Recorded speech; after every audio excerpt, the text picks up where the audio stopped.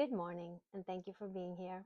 My name is Alexandra, and it's my pleasure to present an executive cybersecurity briefing on the MGM Resorts and Okta breaches and how those lessons apply to secure fintech. The purpose is not only to review what happened, but to turn those incidents into a practical defensive and offensive strategy for a financial technology organization handling sensitive information, customer data. This briefing focused on two high-profile 2023 incidents, the MGM Resorts ransomware attack and the Okta customer support breach. These cases matter because they show that modern cyber risk often begins with identity abuse, social engineering, and trusted support workflows, not only technical exploits. For secure fintech, the lesson is clear. Identity, support operations, privilege access, and incident response must be treated as board-level security priorities. Here in the roadmap for today's briefing, I will start with an executive summary of what happened and why it matters. Then I will walk through the attack chain, comparison, and key vulnerabilities, AI amplification root causes, and vulnerable processes. After that, I will cover incident response missteps and what should have been done differently. I will close with defensive and offensive strategies, a proposed 18-month roadmap, and the final executive recommendations for secure fintech. At a high level, MGM was a ransomware-driven operational disruption, while Okta was an identity and support system breach. In MGM's case, attackers used public research and phishing to manipulate the help desk, gain access, bypass MFA, move laterally, and disrupt major systems. In Okta's case, attackers access the customer support environment and use HAR files containing session tokens to impersonate customers. The common theme is trusted access. Both incidents began with identity misuse and then expanded into broader enterprise risk. Here in this slide, it shows how attacks unfolded. For MGM, the sequence was reconnaissance, phishing credential, reset, MFA abuse, lateral movement, and ransomware impact. And for Okta, the sequence was support account compromise, access to support portal, HAR files with tokens, token replay, customer impersonation, and downstream impact. In MITRE attack terms, these behaviors align with techniques such as phishing, valid account abuse, MFA request manipulation, web session cookie theft, and data encrypted for impact. The shared pattern is abuse of trust, identity, and support workflows. The vulnerabilities fall into four categories. First, people, social engineering, overtrust in support staff, credential mishandling, and weak identity verification. Second, process, weak password, reset controls, unsafe support workflows, poor escalation, and incomplete playbooks. Third technology is MFA abuse, export session tokens, insufficient monitoring, and weak segmentation. Fourth, governance, lack of least privilege, weak policy enforcement, limited oversight, and delay detection. AI increases this risk because attackers can create more convincing phishing scripts, automate reconnaissance, personalize phishing, and compress the time between initial access and impact.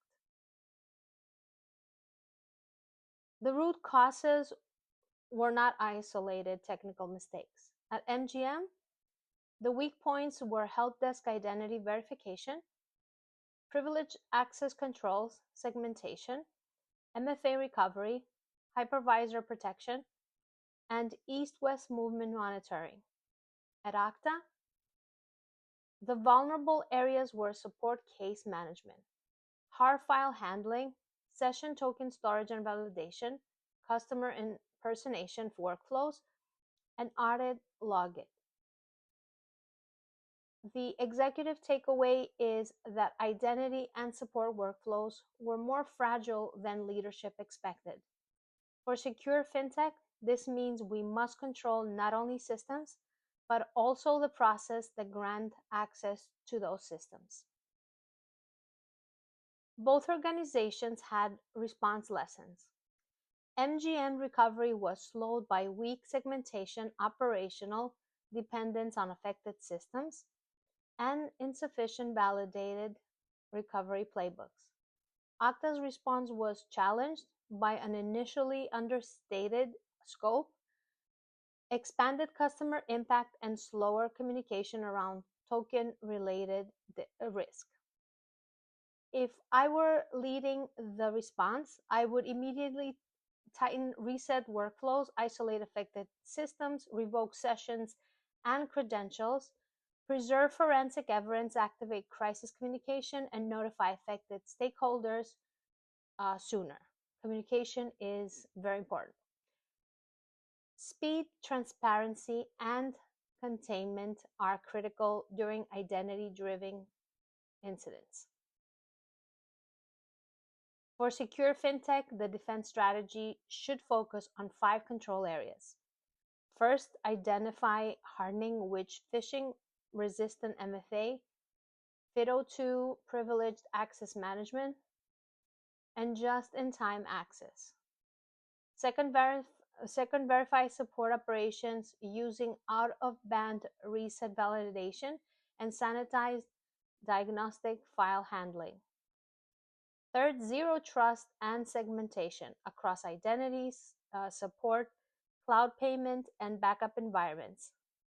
Fourth, continuous detection through SIEM, SOAR, EDR, XDR, and UBA.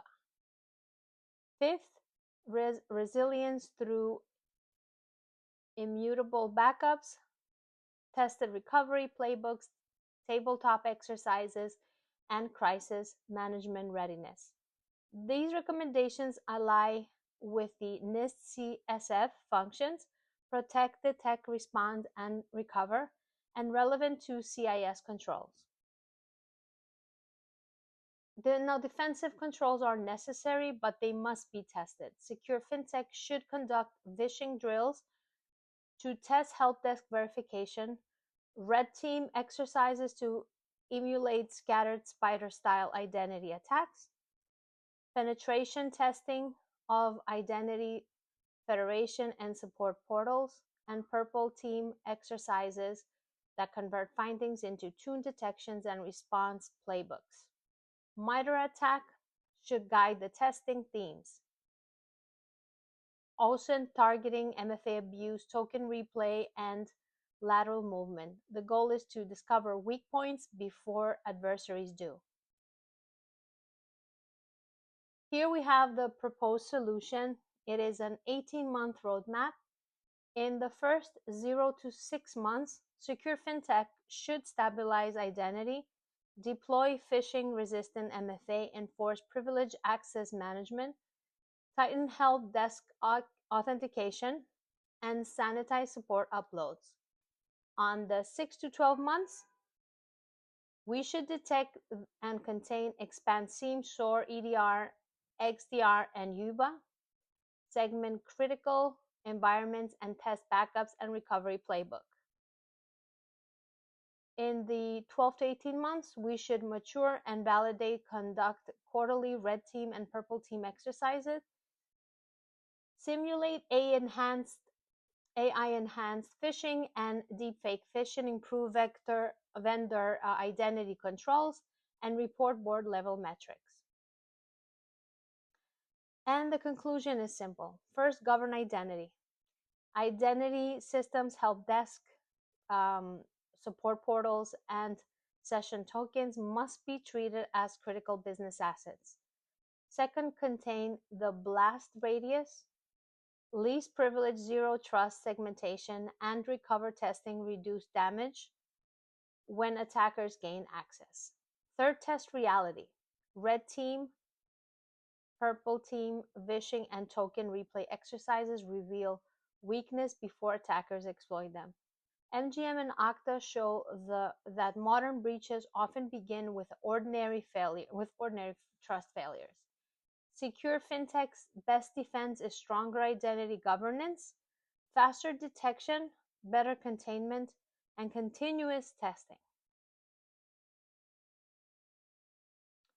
I would like to thank you for taking the time today, and I appreciate the opportunity to present this analysis. I am happy to answer any questions about the MGM and Okta case studies, the proposed roadmap, or how these recommendations can be prioritized for Secure FinTech security program over the next 18 months.